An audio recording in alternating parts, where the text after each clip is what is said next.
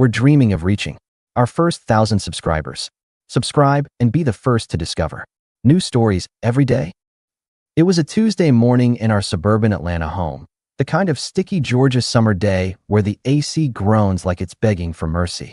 I was at the kitchen island, sipping black coffee and scrolling through emails on my laptop, when Emily walked in, her phone glued to her hand as usual.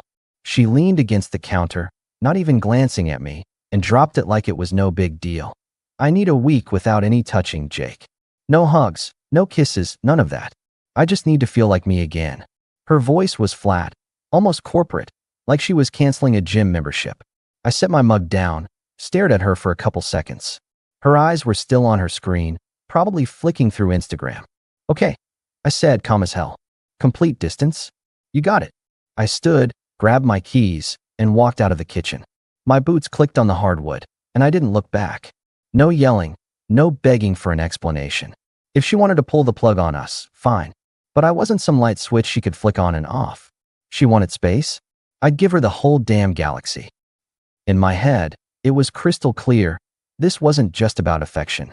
She was testing me, seeing how far she could push before I'd snap or grovel. I wasn't her errand boy or her emotional punching bag. If she thought she could rewrite our marriage like a contract, she was about to learn I don't sign bad deals. By Wednesday, Emily was already poking at the edges of her own rules.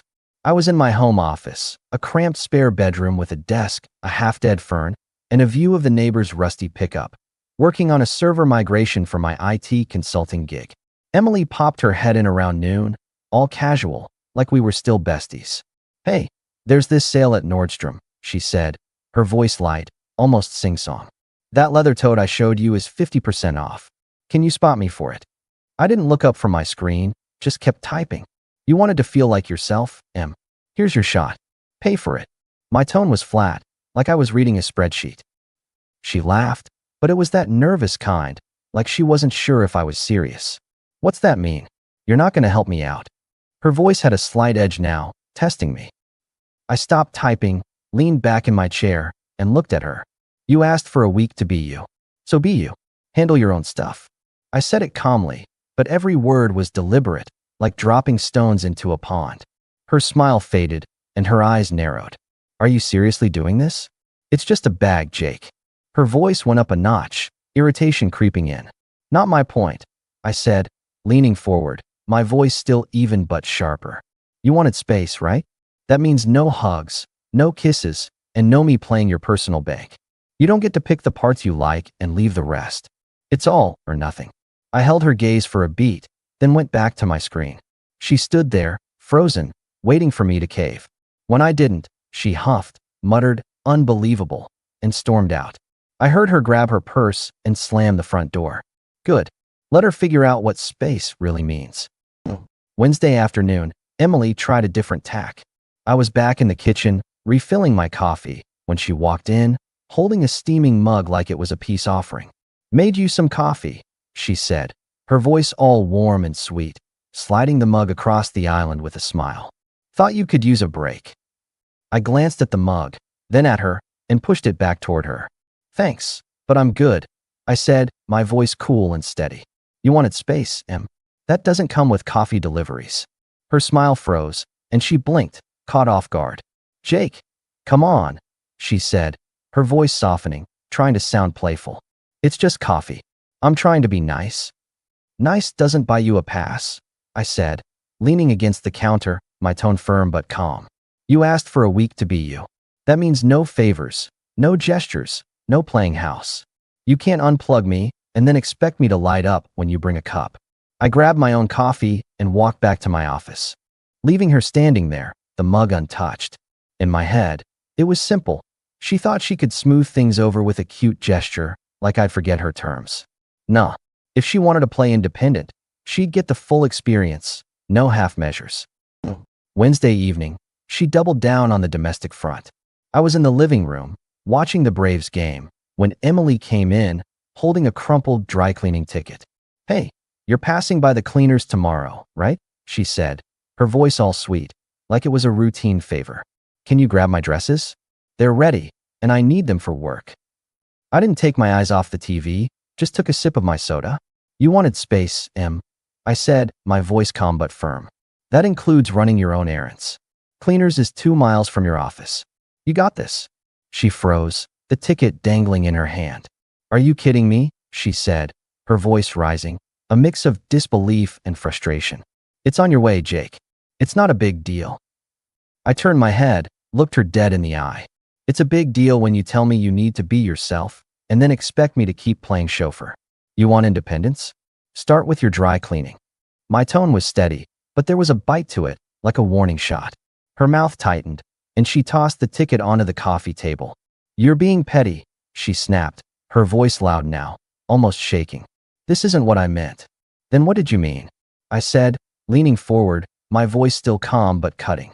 Because it sounds like you want me to keep doing the grunt work while you find yourself. That's not space, Em. That's me being your assistant. I leaned back, turned my attention to the game. Ball's in your court. She stood there, fuming, then grabbed the ticket and stormed upstairs. I heard her muttering about childish, but I didn't bite. In my head, it was clear. She wanted to set the terms, but I wasn't her errand boy.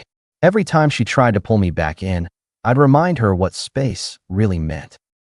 Thursday, things got spicier. I was out back, firing up the grill for my usual Thursday burger night. The smell of charcoal was thick, and I was flipping patties when Emily came out, holding a lemonade, trying to act like nothing had happened. So, what's the plan for the weekend? She asked, her voice all bright and chatty, like we were still a team. I didn't turn around, just kept my eyes on the grill. Work, gym, maybe hit the bar with Mike to watch the Braves, I said, my tone as neutral as a weather app.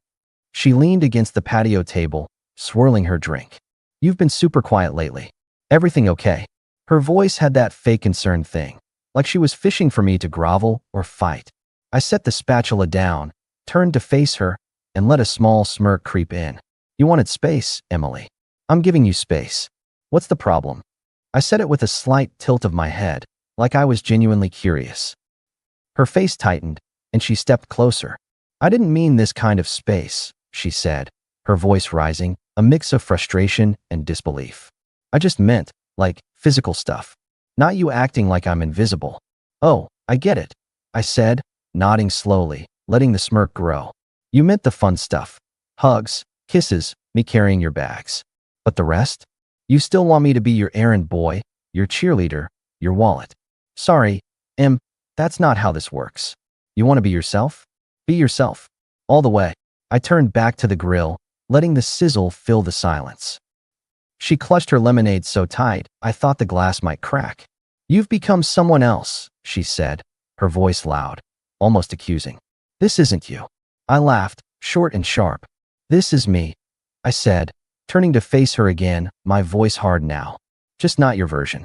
I held her gaze for a beat, then went back to the grill. She stood there, fuming. You're being ridiculous, she snapped, her voice almost shrill. I didn't ask you to treat me like a stranger. Then what did you ask for?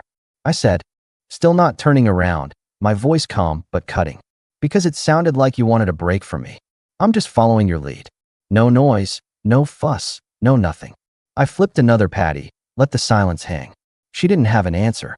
Just stood there for a second, then stormed back inside, slamming the sliding glass door so hard the frame shook. I plated my burger, sat on the deck, and ate alone, the cicadas buzzing in the background. If she thought she could guilt me into chasing her, she was dead wrong. Friday morning, Emily tried a new angle. I was in the kitchen, pouring cereal, when she walked in, already dressed for work, her voice all business. Hey, we need to talk about the utility bills, she said, leaning against the counter, her tone clipped. And the internet plan's up for renewal. What do you think about upgrading it? I poured milk into my bowl, didn't look up. I don't vote in elections where I'm banned from touching the chairman, I said, my voice calm, but with a sharp edge. You wanted to be yourself, Em. That includes handling the bills and the Wi-Fi. You're a big girl. Her jaw dropped, and she laughed, but it was that forced, incredulous kind. Are you serious right now? She said, her voice rising. This is our house, Jake. We're supposed to figure this stuff out together. Together? I said, setting the milk down and turning to face her, my voice steady but cold. You drew a line, Em. No touching, no together. You want to run your own show? Run it. I'm not your co-star anymore. I grabbed my bowl and sat at the island, starting to eat. She stood there, hands on her hips, her face red. You're making this impossible, she said, her voice loud, almost shaking. I just wanted a little space, not a war. Then you should have thought about what space means, I said, not looking up, my tone flat but final. You don't get to unplug me and expect me to keep the lights on. I took another bite, let the silence settle. She grabbed her keys and stormed out, muttering something about stubborn. I finished my cereal in peace. In my head, it was clear. Every time she tried to pull me back into her orbit, I'd remind her she chose to fly solo. Friday afternoon, she brought in reinforcements. I was at the gym, mid-set on the bench press, when my phone buzzed with a text from her friend Sarah. Hey Jake, Em's really upset. Says you're being super cold. What's going on? I snorted, racked the bar, and ignored it. Sarah's the type who thinks every problem needs a group text and a picture of margaritas. I wasn't playing her game. When I got home, Emily was waiting in the living room, arms crossed, her face a mix of anger and desperation. So, you're ignoring my friends now too, she said, her voice sharp, like she'd been rehearsing this one. I dropped my gym bag by the door, grabbed a water from the fridge, and leaned against the counter. Sarah texted. I didn't answer. What's the issue? I said, my tone cool, like I was discussing a grocery list.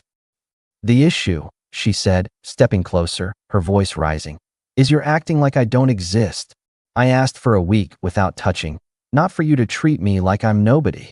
She was almost shouting now, her hands gesturing wildly.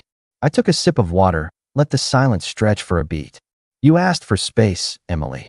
I said, my voice low and deliberate. I'm giving you exactly what you wanted. No touching, no talking, no favors. You don't get to cherry pick what parts of me you keep while I wait around for you to find yourself. This isn't a Netflix subscription. You don't pause me and expect me to still be on your screen. My words were sharp, each one landing like a jab. Her face flushed red, and she threw her hands up. You're twisting this. I just needed a break from the pressure, okay? From you always being so needy. I laughed, short and cold. Needy? That's a good one. Last I checked, I'm the one paying the mortgage, fixing your car, planning date nights while you're glued to your phone. But sure, I'm the needy one. I set the water down. Cross my arms. You want to talk pressure? Try being your personal assistant while you figure out who you are. That's pressure. She opened her mouth, then closed it, her eyes darting away. For once, she didn't have a comeback.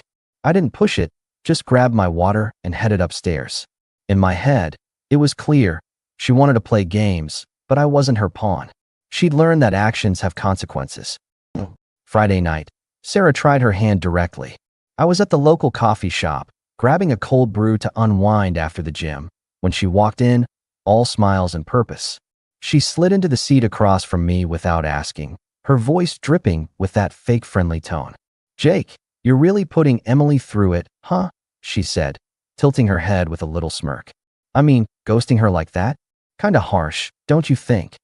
I took a sip of my coffee, leaned back, and looked at her. Sarah, I'm not ghosting anyone, I said, my voice calm but with a steel edge. Emily asked for space. I'm giving her space. You got a problem with that, take it up with her.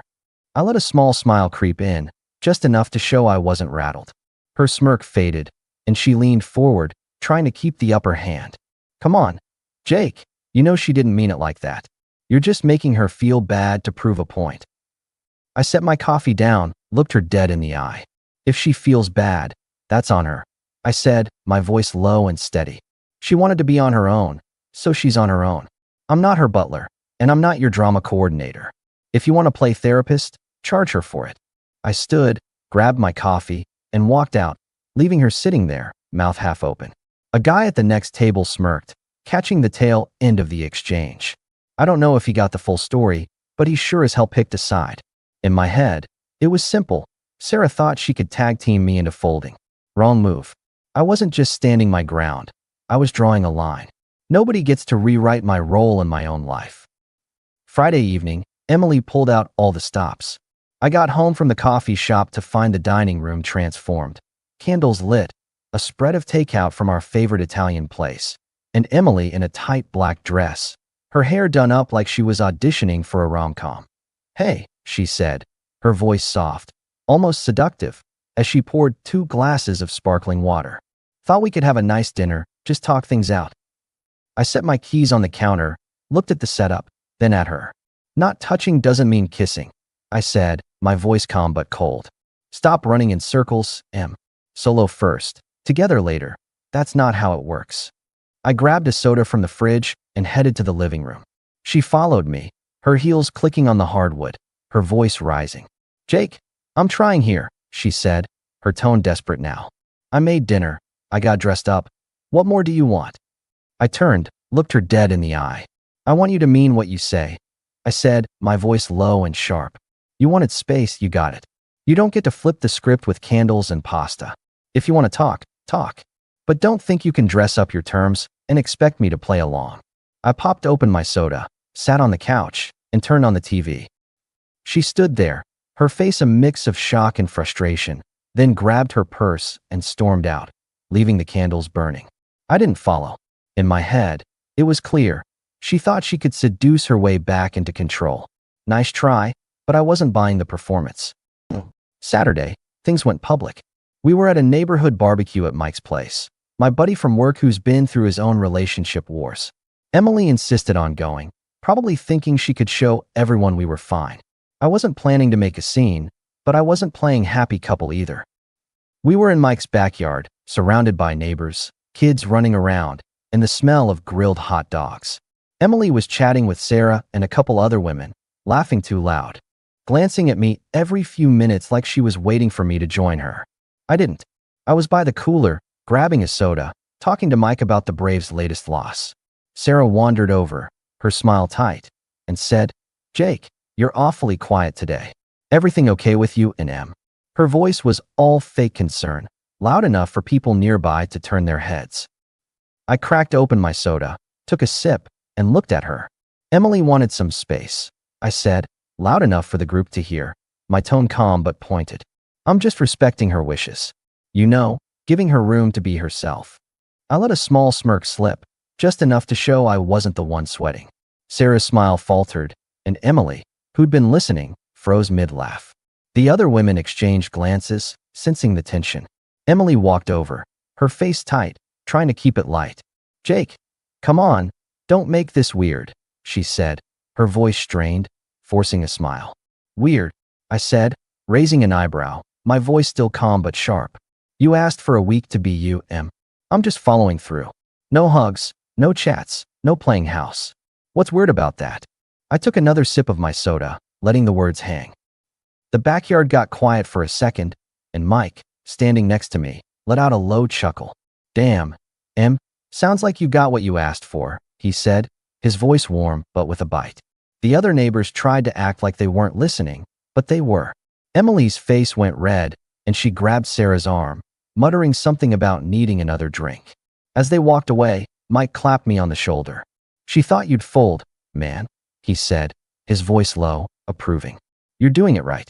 Let her feel the weight of her own words. I nodded, taking another sip. Mike got it. He'd dealt with an ex who tried to control the narrative, and he knew what it took to hold your ground. His words stuck with me. Wait, that's what this was about. Emily wanted to set the rules, but she didn't get to dodge the consequences. Sunday was the breaking point. I was in the garage, working on my old Mustang, a '67 I've been restoring for years, when Emily came out, her face pale, her voice softer than it had been all week. Jake, can we talk? She said, almost pleading, standing in the doorway. I wiped my hands on a rag, leaned against the car. Sure. Talk. My tone was neutral, giving her nothing to work with. She shifted, her hands twisting together. I didn't mean for this to go so far, she said, her voice shaking. I just felt suffocated, okay? I needed a break, but I didn't want this. She gestured between us, her eyes wet. I nodded, slow, like I was thinking it over. So, let me get this straight, I said, my voice low and deliberate. You wanted a break from me, but you still wanted me to pay for your bags, pick up your dry cleaning, plan your weekends, act like everything's fine. That about right. Her mouth opened, then closed.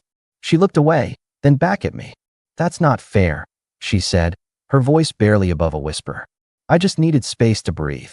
And you got it, I said, tossing the rag onto the workbench.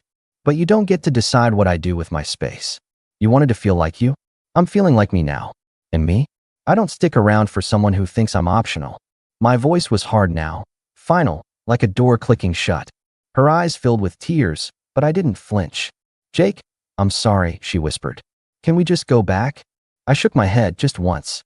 You don't get to hit pause on a marriage and expect me to wait in the wings. You wanted yourself? You've got yourself. Good luck with that. I turned back to the car, popped the hood, and started checking the spark plugs. Conversation over. In my head, it was done. She'd made her bed, and I wasn't lying in it anymore. I wasn't angry, just clear. I'd given her what she asked for, and now she was seeing what that really meant. A month later, I'd moved into the guest room. I cook my own meals, do my own laundry, keep my own schedule. The house is quieter now, but it's a good quiet. Emily's still here. Technically, but we're not us anymore. She tried to play nice a few times, offering to make dinner, asking about my day, but I keep it short. Polite, distant, done. I'm not her crutch, her bank, or her emotional support animal. Not anymore.